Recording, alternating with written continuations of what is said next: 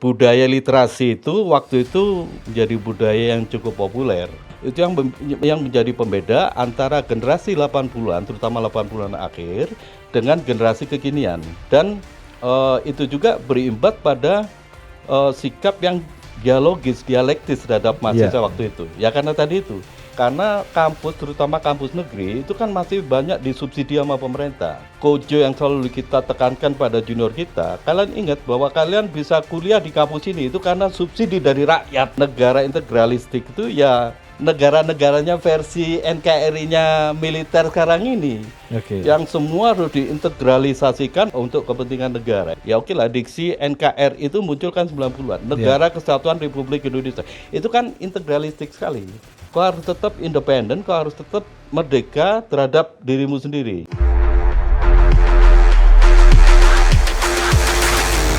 Halo sahabat OIB, obrolan muda Jumbo.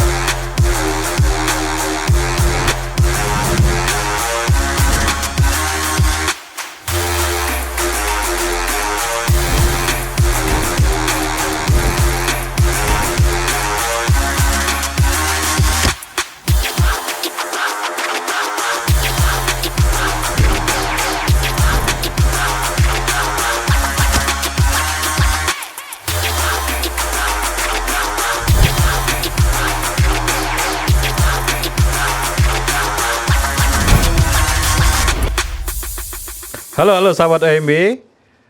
Ini langka nih, langka banget ya. Namanya udah masuk cagar budaya ya. Cagar budaya. Inilah dia. Bung Firil, apa kabar Bung Firil? Baik. Thank you Mel udah diundang Mel. Bung Firil ya, pencinta buku dan seni plus manusia. Enggak cinta manusia enggak seru ya. Oke.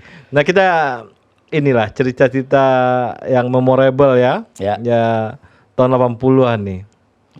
80-an zaman-zaman romantik. Ada buku, ada buku Pesta dan Cinta. Ada buku Pesta dan Cinta ya. Kita dari yang serius dulu nih. Buku nih, apa? Jadi apa pembedanya generasi sekarang dengan generasi 80-an? Yang jelas banget beda gitu. Sorry, bukan maksudku untuk mendikotomis ya. Kita nggak dikotomis. Tapi harus kita akui bahwa waktu aku kebetulan mahasiswa itu tahun 87, berarti ikutan 80-an akhir. Kita tahu bahwa 87 itu kan masih belum ada internet. Jadi satu-satunya media untuk mengupdate informasi kita, terutama kalau kita yang termasuk mahasiswa aneh di kampus kan, yang kalangan minoritas waktu itu kan. Creative minority. Jadi satu-satunya media untuk mengupdate informasi itu adalah melalui buku. Jadi budaya literasi itu waktu itu menjadi budaya yang cukup populer. Dan kebetulan genre buku yang banyak beredar di pasaran juga masih buku-buku yang bermutu. Kita masih belum mengenal genre teen lit dan chick lit waktu itu. Belum ada ya? Belum ada kan? Artinya yang populer psikologi populer kan belum ada. Jadi gue pikir jangan-jangan itu yang menjadi pembeda antara sekali lagi bukan bermaksud untuk dikotomis ya. Itu yang menjadi pembeda antara generasi 80-an, terutama 80-an akhir dengan generasi kekinian. Kalau kita tahu kan zaman sekarang ini kan literasi itu kan begitu banyak ya, referensi ya. Di Google kita mau ngetik apapun dapat. Sehingga kebutuhan mahasiswa sekarang untuk membaca secara literer terhadap satu topik atau satu bahan secara komplit di buku itu nggak ada. Kebanyakan mereka hanya yang berdasarkan kebutuhan dia aja. Butuh tentang ini di Google dapat. Kalau kita kan nggak. Walaupun kita butuhnya sedikit, mau nggak mau kita harus baca satu buku itu. Dan ada kerinduan. Lu udah baca buku ini itu belum? Dia, iya kan. Jadi kita tahu sendiri waktu itu ngerasain. Kalau kita udah habis baca buku yang tebel-tebel, itu pusing tuh kan El. Jadi kalau pusing apa yang bisa dilakukan? Pengen diskusi itu kan. Jadi pamer kita. Aku udah baca buku ini, ayo kita diskusi kan gitu. Mari kita adu. Itu dia. Jadi kalau menurut aku budaya literer itu menjadi menjadi justru jangan-jangan menjadi faktor determinan yang membentuk mahasiswa atau aktivis mahasiswa era 80-an akhir. Ya, ya. Jadi kita masih ya emang budaya literer ya. Dan itu juga berimbas pada sikap yang dialogis, dialektis terhadap mahasiswa waktu itu. Ya karena tadi itu kita habis baca buku yang berat-berat gitu, yang tebel-tebel, mau nggak mau kita harus butuh diskusi. Nah akhirnya tercipta dialogis itu. Dan ditambah lagi ada mentor-mentor. Ya betul, yang senior-senior kita ya.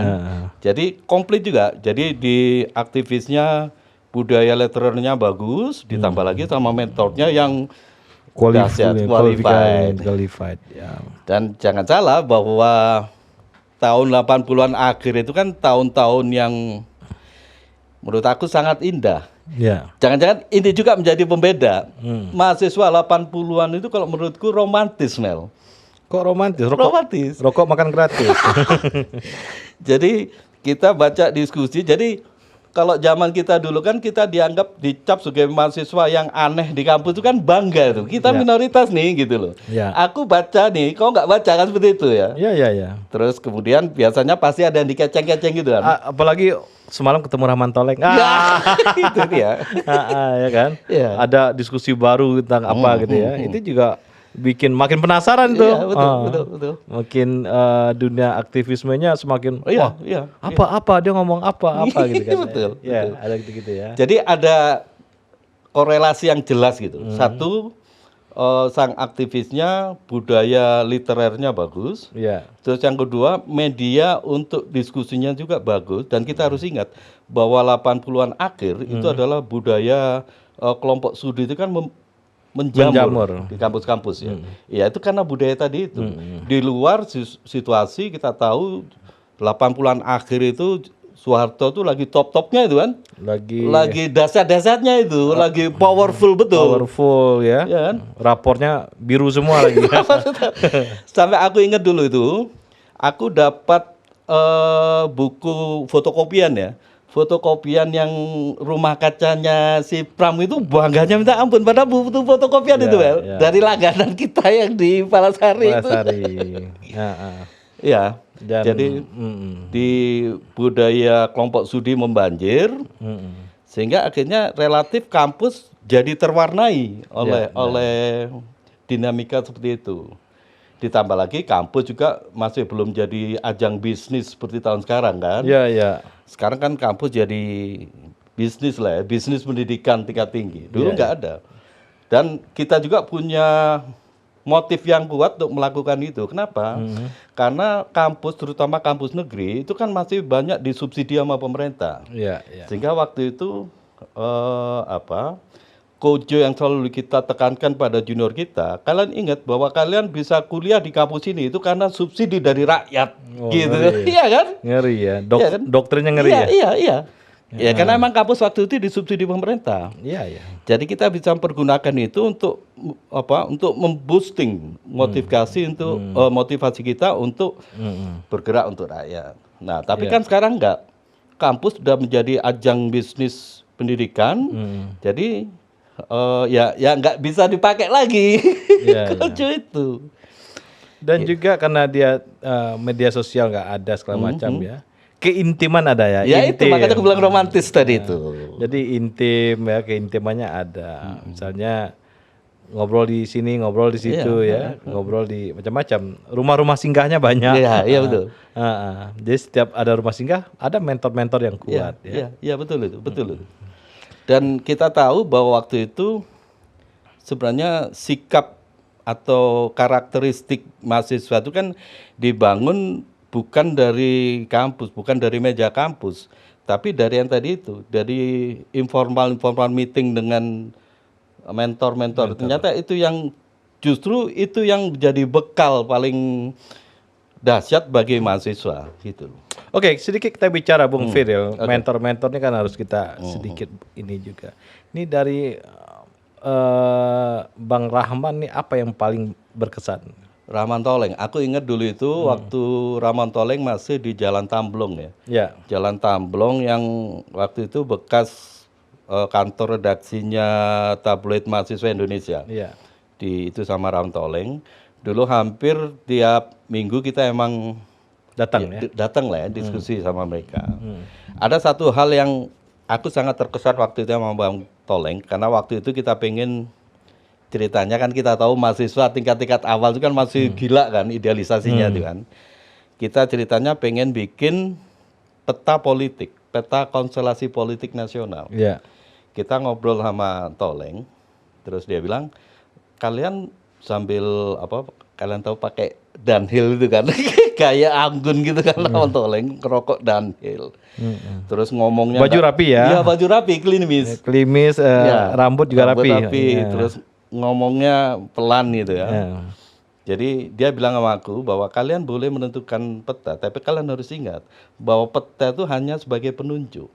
Pada akhirnya yang menentukan kemana kalian akan bertuju, itu kembali pada kalian. Gitu.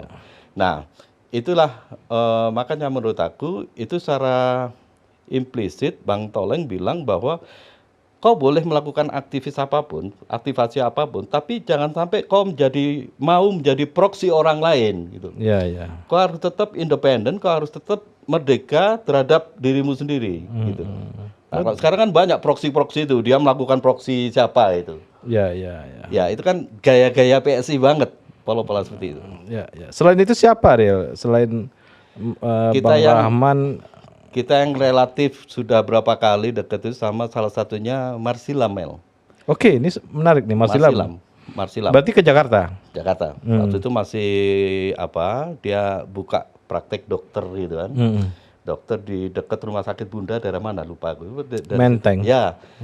Jadi kalau kita tahu Marsilam, maka identifikasi yang paling nyata di benak aku itu adalah tentang negara integralistik. Gitu ya. Gitu ya. Supomo. Ya. Itu si Silam kan buat buku juga itu, Mel. Yang disertasi dia itu. Iya, yang negara integralistik. Dan sebenarnya negara integralistik itu ya negara-negaranya versi NKRI-nya militer sekarang ini, yang semua harus diintegralisasikan untuk kepentingan negara. Itu sebenarnya kayak NKRI. Dulu kan cukup zaman 80-an kan nggak ada NKRI itu, Mel. Yang kita tahu bahwa ini Indonesia dan cukup Republik Indonesia. Nah, itu kan baru 90-an. Diksi atau diksi NKRI itu muncul kan 90-an. Negara Kesatuan Republik Indonesia. Itu kan integralistik sekali. Gitu. Nah, dari kepribadiannya gimana, Riel? Marsilam ya biasalah gaya-gaya sosialis itu, cerdas ya. Gitu. Banyak pikiran-pikiran banyak pikiran-pikiran yang waktu itu ya aku nggak mungkin sama dengan teman-teman yang lain waktu itu. Banyak ini yang kemudian disalah tafsirkan oleh orang-orang di luar. Waktu itu dan sekarang juga mungkin masih banyak orang atau kalangan aktivis yang dalam tanda kutip itu terkesan pro kiri. Terkesan kiri. Padahal kalau kita bedah secara lebih detail, kan kiri kanan itu kan sebenarnya perlawanan aja. Jadi kenapa aktivis lebih suka dengan gaya-gaya kiri itu sebenarnya bukan secara ideologis ke komunis, tapi karena gaya perlawanannya aja. Di mana-mana di Amerika, apalagi Amerika Selatan ya, itu emang golongan kiri itu yang perlawanannya itu paling dahsyat. Bahkan di Indonesia pun jauh sebelum kemerdekaan kan perlawanan paling kuat kan dari kalangan kiri. Jadi kiri dalam konteks ini adalah bukan kiri secara ideologis sebagai komunis, bukan kiri komunis kanan Islam, kiri karena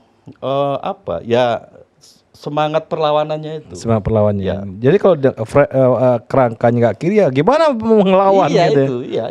Nggak mungkin. Jadi kan ada kutub tapi bukan kutub ideologis. Basis intelektualnya. Ya itu betul. Nah makanya kalau banyak teman yang bilang aku banyak baca buku-buku kiri itu banyak. Tapi jangan kau anggap bahwa aku komunisme, enggak. Gitu. Sama juga aku juga di kamarku banyak buku-buku Islam. Tapi aku nggak kanan gitu loh. Aku moderat aja cukup. Jadi menurut aku sikap seperti itu penting untuk teman-teman. Jadi kau baca buku apapun boleh, tapi pada akhirnya seperti Toleng tadi itu, kau jangan menjadi proksi orang lain. Kau harus, jadi kalau itu sudah tertanam pada kau, nggak peduli kau baca buku apapun, kiri ekstrim kanan nggak masalah. Pada akhirnya kau sendiri akan menentukan gitu. Kemudian seringkali kita mengundang orang diskusi yang tua-tua diskusi ya. Mungkin juga sempat ya, yang 70-an ada di Ramli juga sempat diundang ya. Kemudian Sarwono sempat diundang nggak dia? Sempat dulu. Sarwono Kusumaatmadja. Ya bahkan waktu itu aku sama beberapa teman-teman, ya itu karena gelisah kan zaman dulu itu. Kebanyakan anak-anak nanti dirasain sama teman-teman. Kalau baca buku itu kan susah ya, artinya kau harus ngeluarin duit untuk beli, ya kan. Kalau kau dari perpustakaan juga nggak boleh dibawa pulang, harus baca situ. Artinya ada biaya yang dikeluarkan untuk baca buku. Nah waktu itu begitu susahnya, akhirnya aku sama beberapa temen, ya udahlah kita visiting program aja. Kemana? Ya udah salah satunya ke Sarwono. Kenapa Sarwono? Karena zaman itu Golkar masih bagus-bagusnya, dan Sarwono itu nggak bisa dilepaskan dari Golkar. Jadi personifikasi Sarwono Golkar itu melekat kuat. Sama sekjen ya. Iya, sama Rahmat Witoelar. Dia umur 40 sekjen loh ya. Oh ya, Sarwono. Iya. Nah akhirnya waktu itu dia jadi Menpan. Menpan. Akhirnya aku sama beberapa temen datang ke Sarwono, yaitu diskusi. Dan lagi-lagi ternyata gayanya kayak gitu juga. Kau jangan mau jadi proksi orang lain. Kau harus independen, kau harus merdeka terhadap dirimu sendiri. Kau baca referensi apapun, literasi apapun, kiri kanan nggak masalah. Tapi tetap pada akhirnya kembali pada motifmu, katanya gitu. Dan buat aku itu bekal yang sangat kuat ya. Yang menurut aku itu bagus untuk ditularkan pada teman-teman yang lain. Jadi jangan sampai terpengaruh karena bacaanmu gitu loh. Dan Sarwono kalau ngomong halus ya. Halus. Aku suka dengan sama kakaknya, sama Rahmat Witoelar gitu. Gaya-gaya gitu loh. Juga halus. Wimar sedikit ada urakan. Terus kunjung-kunjungan itu menarik ya. Dia biasanya pas lagi liburan biasanya ya. Kunjungan-kunjungan ke sini segala macam ya. Pernah ya. Dulu kita pengen, oke lah kita datang habis dari situ ya ke Rahmat Witoelar sama Erna Witoelar, bukan satu suami istri kan. Kita datang ke rumahnya, ternyata dua-duanya ada. Oke, ini Erna Witoelar ada, saya ada. Kalian mau ketemu siapa? Coba kita putusin gimana? Akhirnya kita lihat senioritasnya, orang senior Rahmat Witoelar udah ke Rahmat Witoelar aja. Terus Ernanya pergi dia. Oh iya, ikut ya. Kenapa dia nggak ikut sekali? Tahu juga. Apa topik waktu itu? Enggak, kita cuma ngobrol-ngobrol, ya yang umum-umum tentang Soeharto. Tentang itu ya. Terus pernah kita main juga ke Wimar Witoelar. Waktu itu istri beliau masih ada, yang profesor itu ya. Bukan yang dokter. Itu. Dokter ya. Yang saraf kalau nggak salah ya. Itu baik. Jadi kita diskusi gitu sama istrinya, dibikinin nasi khas Thailand itu, Mel. Oh ya. Nah, waktu itu isu-isunya udah mulai kenceng itu. Soeharto mau lengser itu udah mulai kenceng. Oh, itu udah lewat 90-an udah masuk ya. Iya. Yang ada SOB itu udah mulai kenceng itu, Mel. Iya, itu dia udah punya perspektif waktu itu. Udah. Udah. Belum, Mel. Belum ada perspektif. Belum ada perspektif. Jadi kita datang ke rumahnya yang artistik gitu kan. Terus sama biasa lah, Wimar sambil hawar-hawar kedengar radio BBC itu kan nggak pernah tutup dia kan. Nah kita bahas waktu itu isunya Soeharto mau turun, terus ada SOB gitu, kondisi darurat perang gitu kan. Oh iya. Iya kan, zaman itu tempat ramai itu El. Kita bahas sama Bang Wimar ya. Sampai waktu itu aku ingat itu untuk mancing karena biar nggak tegang gitu, aku bikin lelucon yang waktu itu cukup populer ya. Apa tuh? Jadi ada orang gitu ya datang, yang waktu itu Soeharto mau mengundurkan diri jadi presiden lengser gitu kan. Terus tiba-tiba sambil tergopoh-gopoh itu si Murdiono waktu itu, Murdiono bukan Budiono, siapa itu? Murdiono. Ali Murtopo ya. Siapa? Yang Harmoko. Harmoko sambil tergopoh-gopoh itu datang ke presiden. Loh, Pak Presiden mau turun mengundurkan diri. Iya, bosan aku jadi presiden dimarahin terus sama rakyat. Loh, nanti kalau Pak Presiden mundur nanti mau jadi apa? Ngetik nggak bisa. Ngetik nggak bisa, bahasa Inggris nggak bisa, mau kerja di mana? Itu leluconnya. Dan ternyata emang gitu. Begitu aku lontarin lelucon itu langsung ketawa, Wimar sampai ngakak, istrinya juga sampai ngakak sambil masak gitu kan. Nah, baru kita masuk ke diskusi soal SOB. Tapi sama aja, kita tetap harus menganggap bahwa ya walaupun sekencang-kencangnya Wimar, itu kan masih ada gray areanya. Artinya nggak bisa belak-belakan juga tentang SOB. Gitu. Yang lebih menarik gitu ya, dan setiap mentor memberikan gosip-gosip yang tidak jelas gitu ya, sumbernya kan. Betul.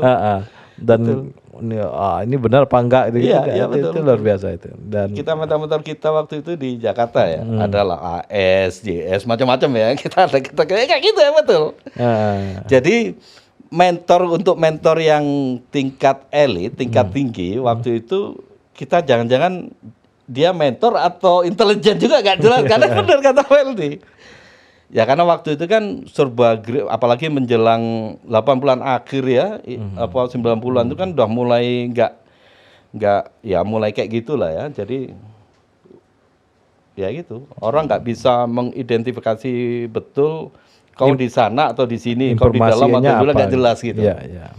Dan kadang-kadang kita ngelihat, wah benar nggak ya? Dan kadang-kadang juga nambah semangat. Wah, itu informasinya benar apa enggak kita juga nggak tahu kan. Nah, itu yang kadang-kadang. Tapi yang menarik sebenarnya mentor-mentor, dia punya waktu real. Iya. Kalau untuk kita, betul itu. Mentornya nggak sibuk gitu loh. Tapi tergantung juga, Mel. Tergantung, artinya tergantung sampai sedalam apa kita in charge di bawah, sama sampai sekuat apa kita mengakses dengan dia. Artinya kalau kita yang masih mediocre ya dilupain, atau bukan dilupain, artinya ya banyak waktu kayak ini. Tapi kalau udah kita waktu itu kan pasti anti mediocre kan bukan mediocre, ya pasti punya waktu sama kita. Punya waktu. Nah, selain mengasah otak mengasah pikiran-pikiran, di tahun 80-an kita juga mengasah hati ya. Dengan dunia sastra musik ya. Nah, dulu kering, nggak kering. Iwan Simatupang. Gimana cerita Iwan Simatupang. Yang eksistensialis ya. Ya, betul. Jadi Iwan Simatupang itu sebenarnya sastrawan yang sebenarnya nggak cukup produktif juga dibandingkan dengan Chandra atau siapa yang zaman sekarang itu ya.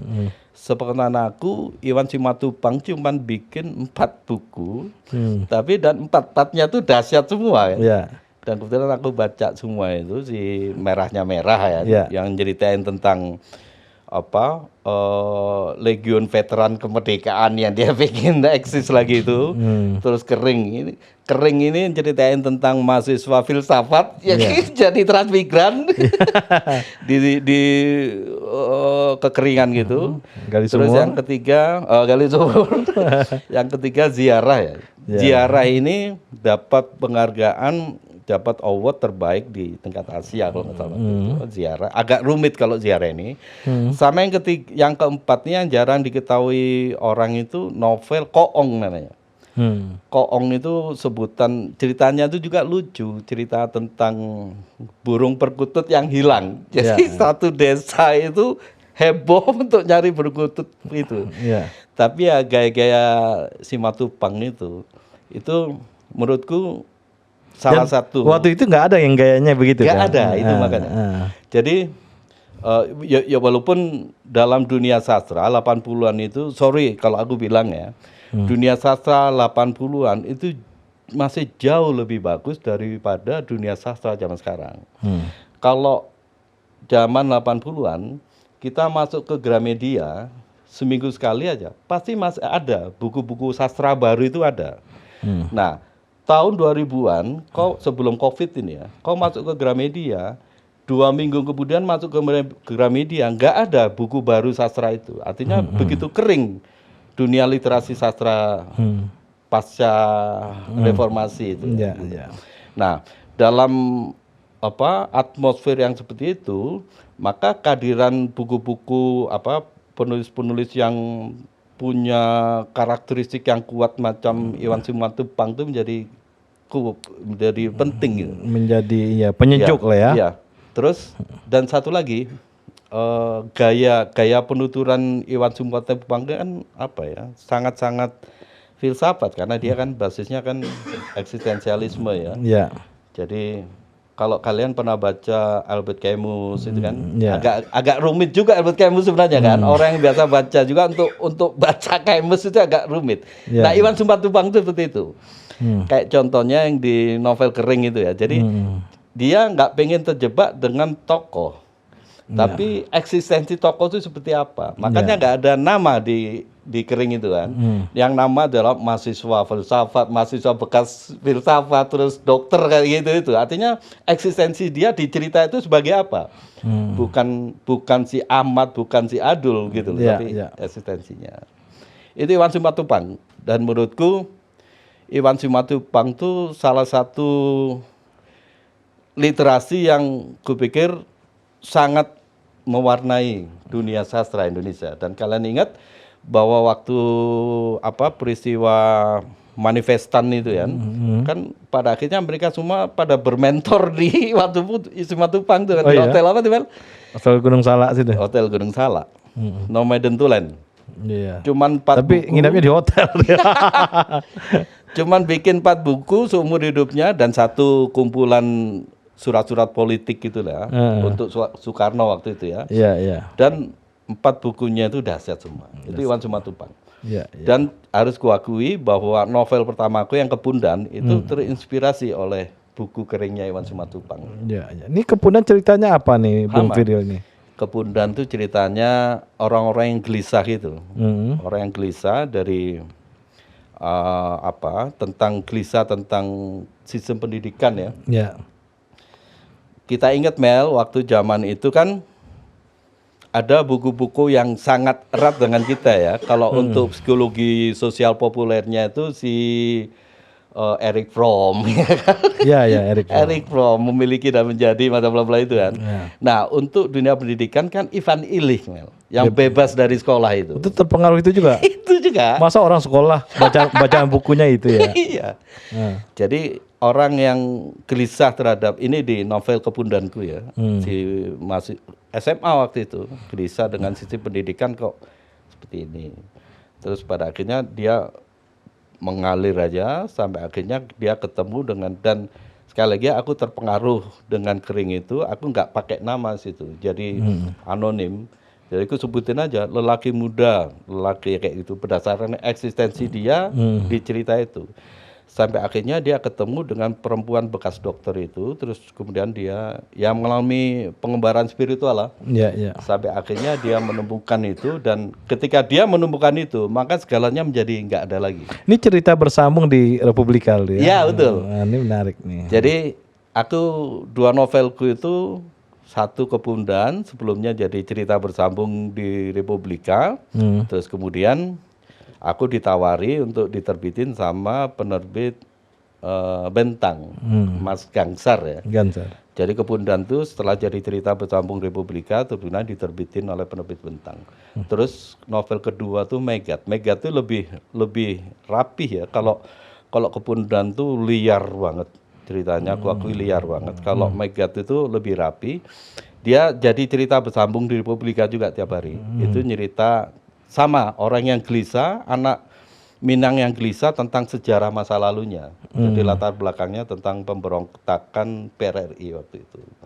Nah, selain sastra yang nikmat sekali ya, dan pikiran-pikiran mentor, pikiran buku-buku, buku-buku yang ruang diskusi, ruang dialektika yang begitu, yang lu juga nikmat betul, nikmat betul ya.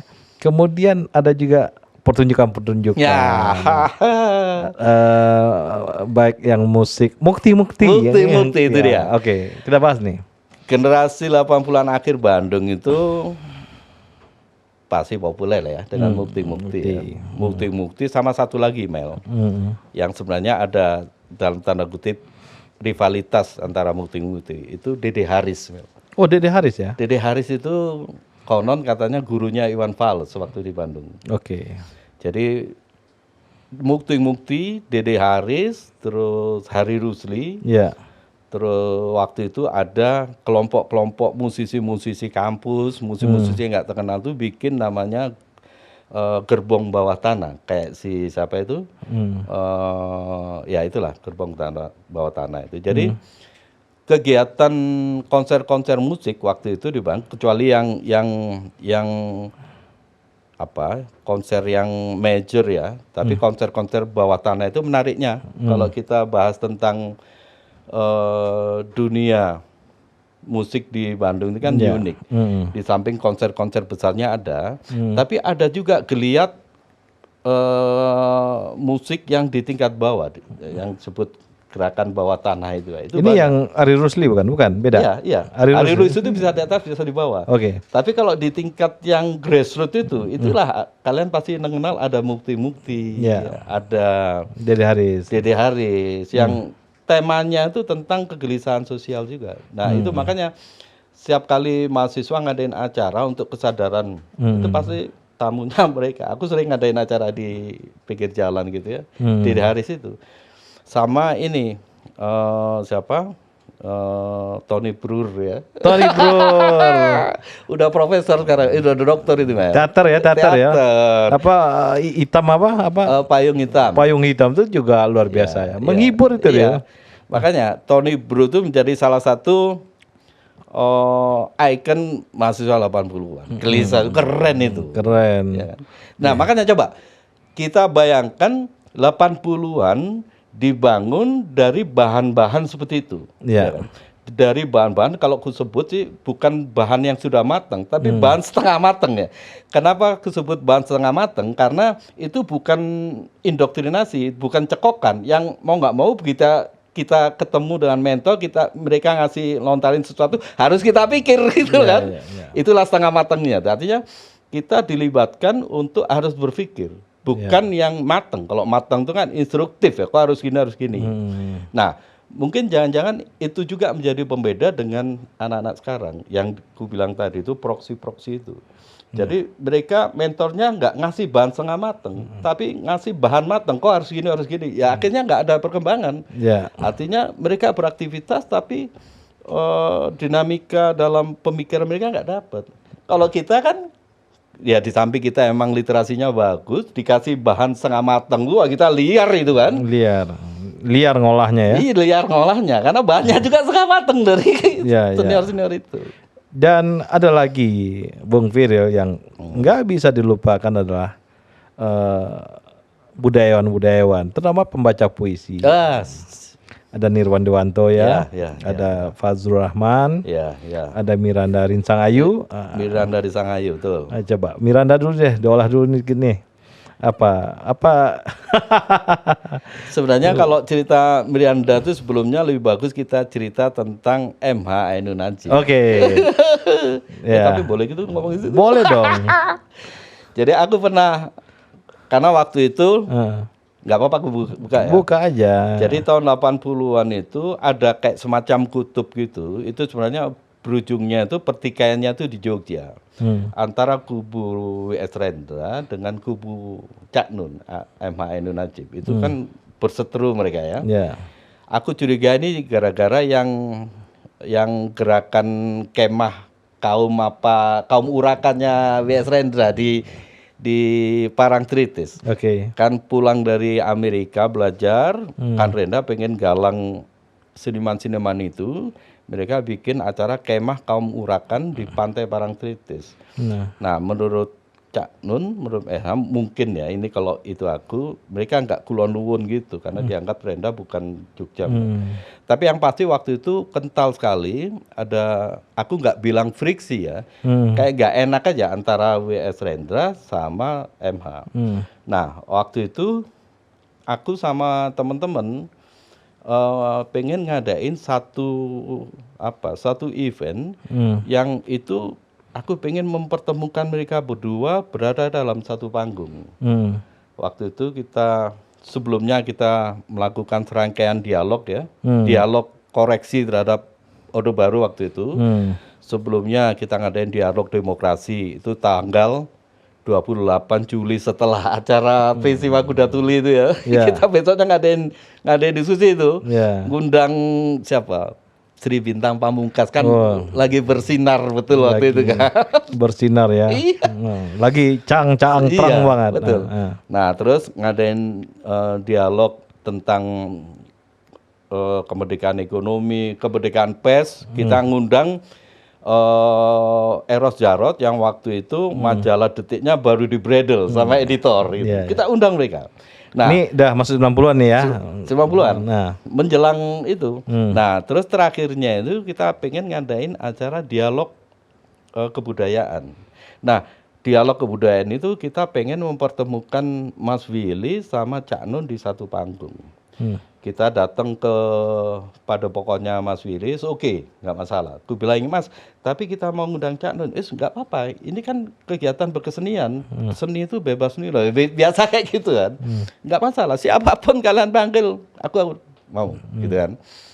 Nah, terus waktu itu kita tahu kan kita nggak punya duit kan, urunan sama teman-teman naik kereta, besoknya ke Patangpuluhan Jogja ke Cak Nun itu, ketemu Cak Nun, ngobrol-ngobrol, Cak Nun nanya, terus kalian mau perlakukan aku seperti apa?